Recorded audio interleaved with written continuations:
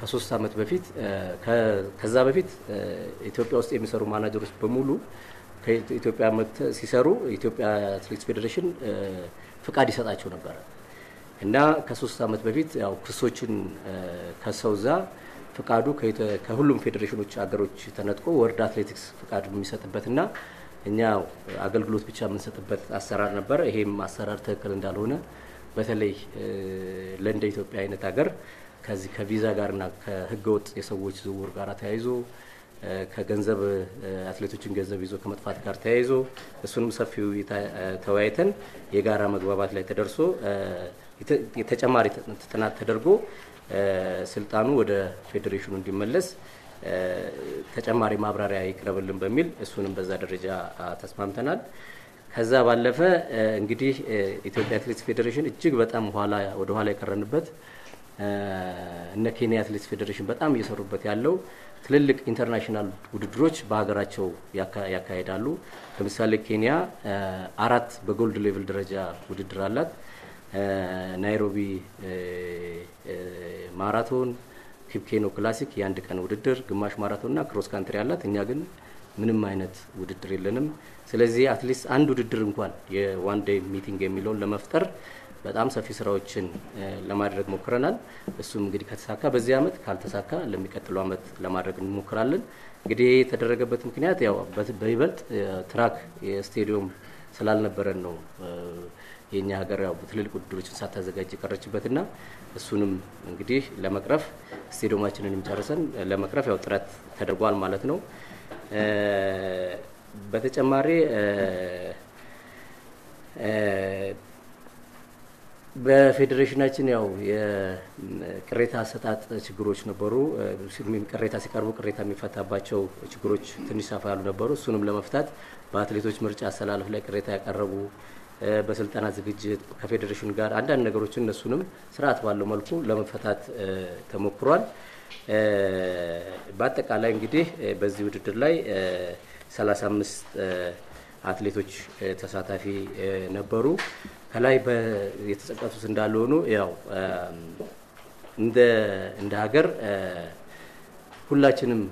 ሁሉም ተሳታፊ የሚሄደው ለማሸነፍ ወርቅ ለማምጣት ነው የሚሄደው።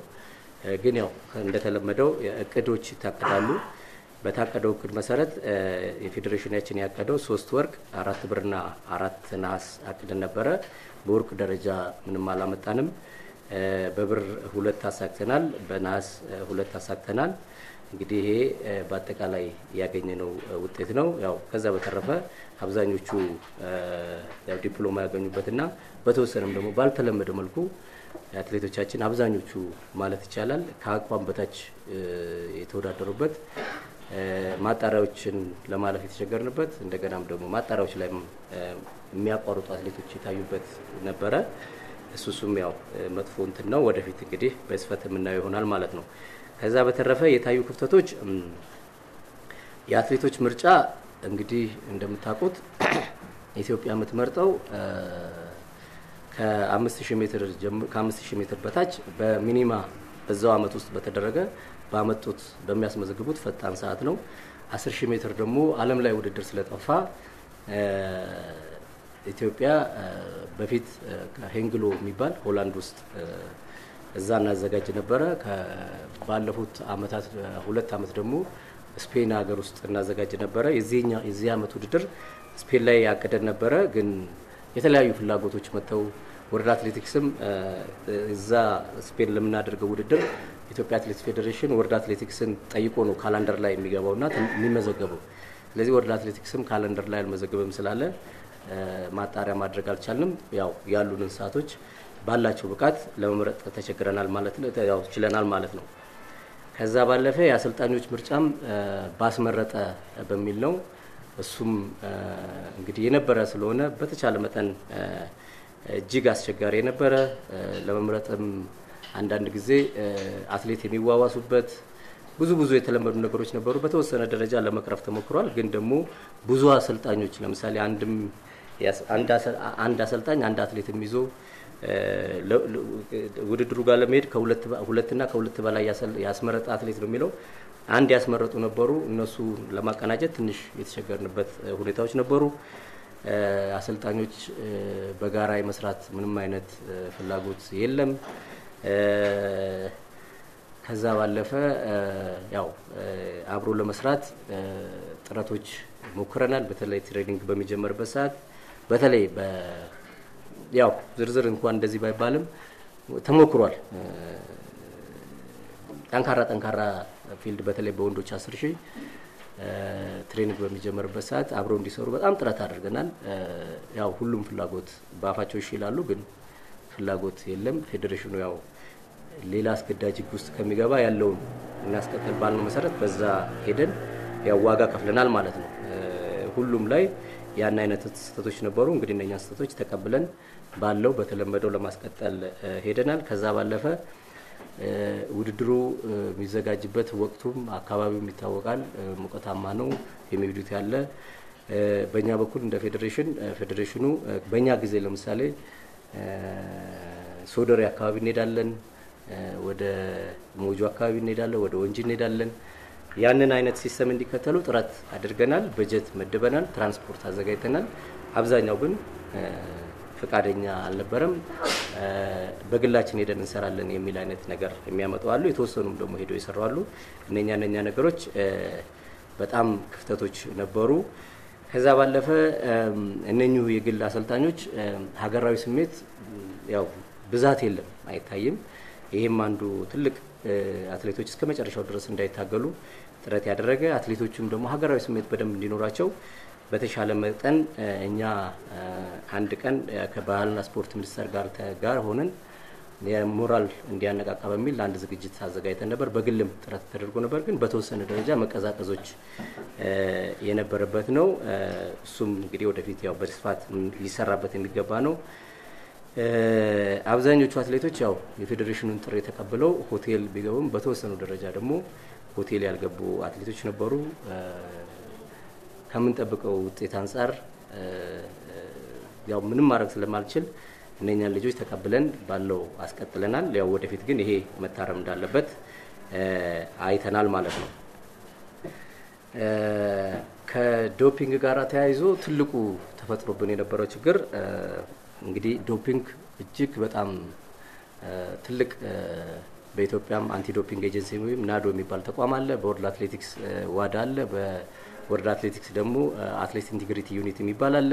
እነኚህ ሶስቱም አካላቶች በጣም ጠንካራ እና ሲስተማቸው እዚህ ያለውም ዓለም አቀፍ ላይ ያለውም ሲስተማቸው ተያያዥ የሆነና ክትትሉ በጣም ጠንካራ የሆነ አሰራር ነው የሚከተሉት። ከአትሌት ድርቤ ወልተጂ ጋር ተያይዞ ከ7 ወር አካባቢ በፊት ለምርመራ ወደ እሷ ቤት ይሄዳሉ። እሷ በወቅቱ የጧት ትሬኒንግ ሰርታ ተኝታ ነበረ። ከባለቤቷ ጋር ያወራሉ። ባለቤቷ ተኝታለች ይላቸዋል። ከዛ የተወሰኑ ደቂቃ ካወሩ በኋላ ትነሳለች። ስትነሳም እሷም ኮስተር ትልባቸዋለች ይመስለኛል። እነሱ ጥለው ይሄዳሉ። አይ ተነስቻለሁ እኮ ለምን ጥላችሁን ትሄዳላችሁ ትላለች። ያው በዛ መሀል እንግዲህ የተፈጠሩ ነገሮችን አናቅም። በዛ ምክንያት ይሄ ያው በህጉ አልመረመርም ወይም ሪፊውዛል በሚለው ወደ ክስ ይሄዳል ማለት ነው። የዚህ ክስ ሲጀመር ሁሉም ጋር ይደርሳል። ዋዳ ጋርም ይደርሳል፣ ወርዳት አትሌቲክ ኢንቲግሪቲ ጋርም ይደርሳል። እዛ ጋር ደረሰ። ከዛ እንግዲህ ይሄ ክስ ሲመጣ ያው ክሱን የምትመልሰው ራሷ ባለቤቷ ነች። ከማናጀሯ ጋር ሆነው ጠበቃ አቁመው እዚህ ከማንኛውም አካል ገለልተኛ የሆነ ይሄን ኬዝ የሚያይ ተቋም አለ። እኔ አላቃቸውም በርግጥ ያን ተቋም ያው ክሱን ያቀርባል። ከሳሾቹም ዶክመንታቸውን ያላቸው መረጃ በሙሉ ያቀርባሉ። ተከሳሿም እሷ ጋር ያለ ሙሉ መረጃ ታቀርባለች። ያው ጠበቃዋ ጋር ሆነው ተከራክረው ነጻ ትባላለች ማለት ነው። ነጻ ከተባለች በኋላ እንግዲህ ያው ወርልድ አትሌቲክስ ኢንቲግሪቲ ዩኒትም ልጅቷም ይግባኝ ማለት መብት አላቸው። ይግባኝ ደግሞ የሚባለው ዓለም አቀፍ የስፖርት ገላጋይ ፍርድ ቤት ካስ የሚባለው እዛ ነው። ስለዚህ ወርልድ አትሌቲክስ ኢንቲግሪቲ ዩኒት ይግባኝ ይላል ማለት ነው። ይግባኝ አለ። ይግባኝ ሲል አሰራሮች አሉት። አንደኛ አስቸኳይ ምን ይባላል እየተወዳደረች ክርክሯን ትቀጥል የሚልና ውድድሯን ተከልክላ ክርክሯን ትቀጥል የሚል የመጀመሪያ የፍርድ ቤት ሂደት ነበረ። ያ ክስ በዛ ቀረበ። እሷም ካላት ጠበቃ ጋር እንትን ብላ ዶክመንቶቿን አቀረበች። እዛ ከደረስን በኋላ ያው ፍርድ ቤቱ አልቀበልም ክሷን ውድድሯን አቁማ ነው ክሷን መከራከር ያለባት ወደሚለው ተሄደ። እንግዲህ አሁን ያው ክሷን ውድድሯን አቁማ ክሷን እየተከራከረች ነው። ያው ጠበቃ አቁማለች። የክስ ሂደቱ ይሄዳል። እንግዲህ ያው ያሸነፈው አካል ያሸንፋል ማለት ነው። ይሄ ለቡድናችን እዛ ከደረስን በኋላ ስለነበረ የተፈጠረው እጅግ በጣም ዋጋ አስከፍሎናል። ልጅ ደረበም እንግዲህ እንደምታውቋት በጣም እየመጣች የነበረች አትሌት ነበረች። በ1500 ሜትር ያው ከዓለም ሁለተኛ ላይ ያለች አትሌት ነች። እንግዲህ እዛ ጋርም አንዱ ክፍተት ነበረ። ይሄን እንግዲህ ያው በጣም የሚያሳዝን ነው። በዚሁ አጋጣሚ አትሌቶቻችን ከዚህ ከዶፒንግ ምርመራ ጋር ተያይዞ ምንም አይነት ሪፊውዛል የሚሏቸውን ነገር የማድረግ ግዴታ አለባቸው። እኛም ለመንግስት ከዲሲዎቹ ጋር ዲሲዎቹ ማለት መርማሪዎቹ የወርልድ አትሌቲክስን ህግ የዋዳን ህግ ተከትለው እንዲሰሩ አሰራሮች ክፍተት ካሉ እዛ አካባቢም የራሳቸውን ግምገማ እንዲያደርጉ ያው መልእክት አስተላልፈናል ማለት ነው። በውድድሩ የተሳተፉ ሀገሮች 198 ቢሆኑም በሜዳሊያ ሰንጠረዥ ውስጥ የገቡት 53 ናቸው። እንግዲህ ያው የኛ ደረጃ ቅድም እንደገለጽኩላችሁ ነው። ይሄ እኛንም ይመጥን አይደለም። ከዚህ ተነስተን ግን ችግሮቻችንን ፈተን ማድረግ ያለብንን ነገሮች ይኖራሉ ማለት ነው። የትኩረት አቅጣጫዎች ይኖሩናል ማለት ነው። ሌሎች ሀገሮች ተሞክሮችን ለመውሰድ ሞክረናል። አብዛኞቹንም እናውቃለን። እንደውም እንደምሳሌ የሚወሰደው የኢትዮጵያ አትሌቲክስ ፌዴሬሽን ተሞክሮ ነበር። ታውቃላችሁ የኬንያ አትሌቲክስ ፌዴሬሽን የነበረበት ችግር ከስልጠና ጋር ተያይዞ የኬንያ አትሌቲክስ ፌዴሬሽኖች እንግዲህ እንደምሳሌ ጎረቤቶቻችንም ተቀናቃኞቻችንም ስለሆኑ የስልጠና ቦታቸው ኤልዶሬት ኢተርና በተለያዩ ከተሞች ነው። ኢትዮጵያ ግን ኦልሞስት አብዛኛው እዚህ አዲስ አበባ ላይ ነው የነበረውና የናሽናል ቲም ፈርሶ ስልጠናችን ከተበተነ በኋላ በተለይ ከ100 ሜትር እስከ 10000 ሜትር የሜዳ ተግባራት አትሌቶች በፊት ሰፊ ድጋፍ ይደረግ ነበረ። ብሔራዊ ቡድን በነበረበት ሰዓት በተለይ ትልልቅ ያው አንጋፋ ጋዜጠኞች ታውቃላችሁ፣ ማዘውተሪያ ስፍራ ይመቻቻል፣ ትጥቅ ይመቻቻል፣ ድጎማ ይመቻቻል፣ አሰልጣኞች ይመቻቻሉ። ያ ሁሉ ነገር ነው የተቋረጠው። ስለዚህ ትራኩ ሲበተን አትሌቶቻችን ወዴት ሄዱ? ማናጀሮች ወደ ጎዳና ውድድሮች ላይ ስለሚያዘጋጁ ወደ እነሱ ሄዱ። ያው የትራክ ውድድርና የሜዳ ተግባራት ውድድሮች ወይም አትሌቶች በጣም ተጎጂ የሆኑበት ነው። እንግዲህ እኛ እንደመጣን ያደረግነው ምንድነው በኢትዮጵያ ሻምፒዮናና በድሬዳዋ ላይ በነበረን ከ20 ዓመት በታችና ከ18 ዓመት በታች ትጥቆችን በስፋት እንዲያገኙ ለሁሉም አትሌቶች በተለይ ከ1 እስከ 3 ለወጡት የስፓይክ የመወዳደሪያ ትጥቆችና ሻንጣዎች በተለይ በተቻለ መጠን ከኦሎምፒክ ኮሚቴ ጋርም ጭምር በመሆን በስፋት እንዲያገኙ አድርገናል። ይሄ እንግዲህ ያው ትልቁ ክፍተት ነበረ። አጠቃላይ ግን አትሌቲክሳችን ያው የብሔራዊ ቡድን ጋር ተያይዞ እኛ አሁን መወሰን ስለማንችል ይሄ ስራ አስፈጻሚ የሚወስነው ጠቅላላ ጉባኤ ባጸደቀለትና አሁንም እየሰራን ያለ ነው። የባለፈው ስራ አስፈጻሚ ባቀደልን እቅድ ላይ ተነስተን ነው የምንሰራውና የብሔራዊ ቡድን መመለስ ግዴታ እንደሆነ ይሄን ጉባኤ ላይ አጸድቀን ማለት ነው። ጉባኤ ላይ አጸድቀን በህዳር ወር መጀመሪያ ላይ ጉባኤ እንጠራለን። ጉባኤያችንም አብዛኛው ህዝብም እዚህ ያለው ሚዲያም ሁሉም ሰው እንደሚፈልገው እናውቃለን። ቢፈለግም ግን ደግሞ የግድ በመመሪያና በጉባኤ መደገፍ ስላለበት እሱን አድርገን ወደ ብሔራዊ ቡድናችን ወደ ቀድሞ አሰራራችን እንደምንመለስ ያው ጥረቶች እና ዶክመንቶች ተዘጋጅተው እንደሚቀርቡ አሁን ላይ ግን ለምሳሌ 100 ሜትር እና በ100 ሜትር 4 በመቶ ዱላ ቅብብልና በ400 ዱላ ቅብብል ሚክስ ድሪል የሚባል ባለፈው አመት ቻይና ነበር። በቻይና ቤጂንግ ነበር ጓዡ ላይ ነበር የዓለም የዱላ ቅብብል ውድድር። ኢትዮጵያ ሚኒማም አታሟላ። የዚህ አመት ደግሞ ሜይ ላይ ቦትስዋና ይደረጋል። ስለዚህ ዶክመንቶች በሙሉ አልቋል። ያው ስራ አስፈጻሚ በስራ አስፈጻሚ ያጸድቀን በ100 ሜትር እና በ400 ሜትር ብሔራዊ ቡድን በዚህ ወር ውስጥ አቋቁመን ሚኒማም እንዲያሟሉም ጥረቶችን አድርገን እዛ ላይ የምንሳተፍባቸውን ሁኔታዎች ለመፍጠር ስራዎች ተጀምረዋል። በዶክመንት ደረጃ አልቋል። አትሌቶች ተመርጠዋል፣ አሰልጣኞች ተመርጠዋል። ገልጸን መጀመር ነው። ይሄንን እንግዲህ ብሔራዊ ቡድን ብለን ማለት አንችልም። ብሔራዊ ቡድን ለማድረግ ጉባኤ ለማጸደቅ አለብን። ግን ለዛኛው ውድድር ለቦትስዋና ላይ ለሚደረገው ውድድር እንዲሳተፉ እድሉን ለማፍጠር ማለት ነው። ኬንያ ከ100 ሜትር ጀምሮ እስከ ማራቶን ድረስ ተሳታፊ ነች። እኛ 1500 ሜትር በወንዶች ለምሳሌ ሚኒማል አሟሉም የኛ ልጆች በራንኪንግ ነው የገቡት። ስለዚህ በጣም መስራት እንዳለብን የሚያሳይ ነው ማለት ነው። ስለዚህ ይሄንንም እነኚህ ልጆችም በስፋት ሰርተን ዘንድሮ በዚህ ጀምረን ምናልባት ወደፊት በሁሉም ፊልዶች ላይ ጠንካራ ስራዎች መስራት ያስፈልጋል፣ መታገዝ ይፈልጋል። የኬንያ ለምሳሌ ፈረንሳይ እየሄዱ ነው ትሬኒንግ አጭር ርቀቶቻቸው የሚሰሩት። የኛም እንደዛ አይነት ሲስተሞችን መፍጠር ያስፈልገናል። ስለዚህ እሱን አሁን እንጀምራለን ማለት ነው። ከዛ ባለፈ ክሮስ ካንትሪ የዓለም ክሮስ ካንትሪ ያው እንደምታውቁት ባለፈውም ገልጸናል። ከክልሎች ጋርም ተወያይተናል። ከክለቦች ጋርም ከአዲስ አበባ አትሌቲክስ ፌዴሬሽን እና ከኦሮሚያ አትሌቲክስ ፌዴሬሽን ጋር አብረን እየሰራን ነው። ወደ 3 ወር ወደዚህ መጥቷል። ስለዚህ እዛ ደግሞ 6 አትሌት ነው ከሀገር ተመርጦ የሚካሄደውና እኛ ጋር ያሉና እጃችን ላይ ያሉት አትሌቶች አብዛኞቹ እዚህ ላይ ያሉት ናቸውና ከዛ ክሮስ ካንትሪ ላይ ያው ጃንዋሪ ላይ ነው የሚካሄደው አሜሪካን ሀገር በካሊፎርኒያ።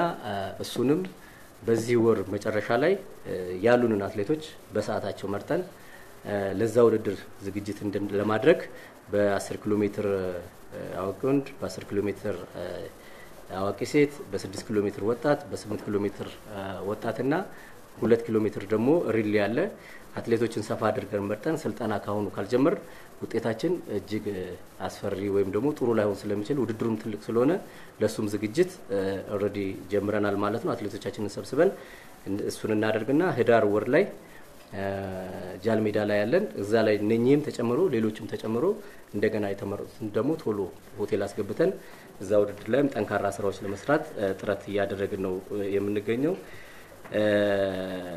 ያው ስልጠና በተመለከተ እዚህ ላይ በዚህ ውድድር ላይ ክፍተቶችን አይተናል። በተወሰነ መልኩ ጊዜ ሰጥቶ መስራት ይፈልጋል። አትሌቶች የፌዴሬሽንን ጥሪ ተቀበለው ስርዓት አክብሮ እንዲሰሩ ህጎች አሉን። የፌዴሬሽኑ ደንብና መመሪያ አለ፣ የስነ ምግባር መመሪያ አለ፣ የጸደቀ ነው። ስርዓት አልበኝነት አለ። እነኚህ ከዚህ በፊትም የተፈጠሩትንም በዚህ ህግ መሰረት ይዳኛሉ። ጥሩ ህጎች አሉ። ክፍተቶች ስለነበሩ ተፈጻሚነት ስላልተደረገባቸው ነው። ከዚህ ጀምሮ ግን እነኚህ ህጎች ወደ ስራ የምናስገባበት ያጠፉ የሚጠየቁበት አሰልጣኞችም ከዚህ በፊት የነበሩ ለምሳሌ እንደ ያው ብዙ ሲነገር እንደነበረው ወደ ቶክዮም ስንሄድ በተወሰነ ደረጃ የተጣሉ አሰልጣኞች ነበሩ። እነሱም በዚህ ህግ መሰረት የሚዳኙበት፣ አትሌቶችም በዛው ህግ መሰረት የሚዳኙበት፣ ለምሳሌ ማናጀሮችም የአትሌት ተወካዮችም በዚህ ህግ መሰረት የሚዳኙበት አሰራርን እንዘረጋለን። ይሄኛ ወጣ ነው ህግ አይደለም። ለምሳሌ የአትሌት ወይም ደግሞ የማናጀር ተወካይ እዚህ ሀገር አሉ። የማናጀር ተወካይ አሰልጣኝ መሆን አይችልም በዚህ ህግ መሰረት። አሁን እዚህ ያሉት አሰልጣኝ ሆኑ ተወካዮች በሙሉ አሰልጣኝ ናቸው። ስለዚህ እነሱን ነገሮች በሙሉ ተግባራዊ እናደርጋለን ማለት ነው። እንደ አጠቃላይ የብሔራዊ ቡድን አሰልጣኞች ባለፈው ያጸደቅነው የብሔራዊ ቡድን አሰልጣኞች ስታንዳርድ ወይም በደረጃቸው አለ። እሱንም አድርገን ሲኦሲም መፈተን ካለባቸው ሲኦሲም አስፈትነን በተቻለ መጠን ወደ በፊት ወደ ነበረበት ክብሩ ለመመለስ ጥረት እናደርጋለን ማለት ነው። የብሔራዊ አትሌት ዝግጅትን እንግዲህ ያው እናንተም ተደግፉናላችሁ ብዬ አስባለሁ። ስራዎች ከእናንተም በጣም ይፈልጋል። ባህልና ስፖርት ሚኒስቴር በጣም ብዙ ነገሮችን እየደገፈን ያለው ህዝቡም ሚዲያውም ጠቅላላ ጉባኤያችን ያው ጠንካራ ጉባኤ ነው የሚፈልገው እንደዚህ አይነት ስራዎች እንድንሰራ ነው። እንግዲህ ለዚህኛው ውድድር ካለው ጊዜ አኳያ ይሄንን አላደረግንም። ከዚህ አመት ጀምሮ ግን ወደ ቦታው እንደምንመልስ ያው ቃል እንገባላችኋለን። ትግሎች አይኖሩም ማለት አይደለም። በዚህ በተበታተነ ውስጥ የሚጠቀሙ ስላሉ በጣም ይታገሉናል።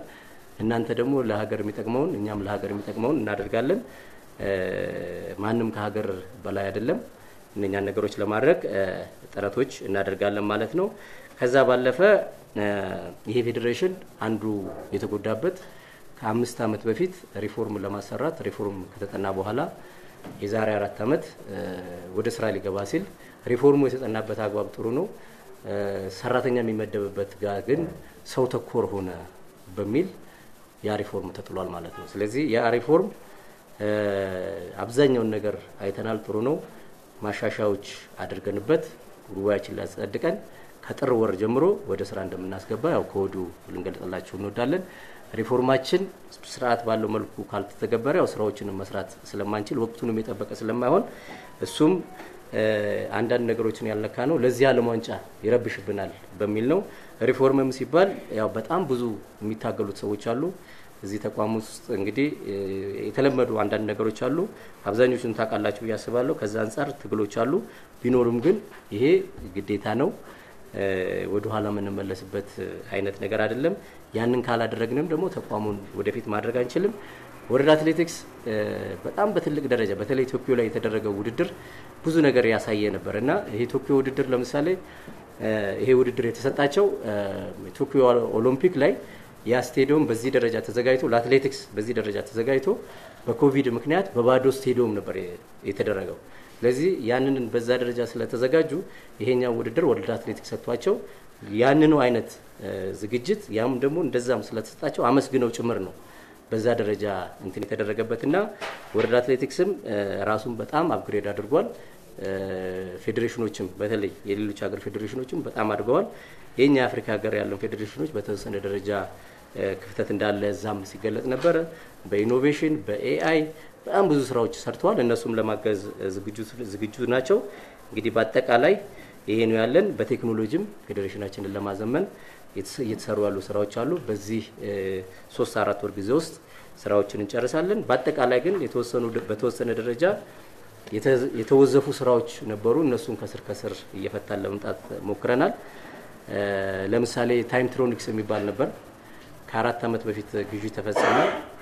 እስካሁን ስራ ላይ አልዋለም። እንግዲህ አሁንም ስራ ለማስገባት ሰፊ ስራዎች እያደረግን ነው። ክፍተቶቹን ለመሙላት ጥረት እያደረግን ነው። እንግዲህ በአጠቃላይ ለቶኪዮ 2025 የነበረን ዝግጅት ይሄን ይመስላል። ስላዳመጣችሁኝ አመሰግናለሁ።